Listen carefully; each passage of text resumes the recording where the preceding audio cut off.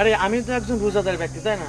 তুমি কিভাবে একজন রোজাদার ব্যক্তিকে তুমি রোজা নিজে না থেকে তাকে খাবার নিয়ে আসার জন্য অর্ডার করো? আচ্ছা শোনো, আর তুমি জানো না যে আমি রোজা থাকি না? হ্যাঁ, আবার জ্ঞান দিচ্ছে। আচ্ছা তুমি বুঝতেছো না কেন? তুমি রোজা থাকো না কেন? দেখো, রোজা থাকলে আহামরি কোনো কষ্ট হয় না, বুঝছো?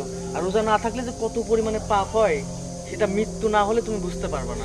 শোনো তো, বাদ দাও তো তুমি। রোজা না থাকলে পাপ হয়, আর আমি রোজা থাকলে আমার এই এত সুন্দর শরীর শুকায় যায়, তুমি জানো না? শোনো, তোমাকে কিছু কথা বলি। রোজাদার ব্যক্তির রোজার জন্য কিন্তু আল্লাহ তাআলা এটার যে সওয়াব হয় না, সে কিন্তু সে নিজ হাতে দান করবে। এই জন্য বলি কি, তুমি ভালো হয়ে যাও।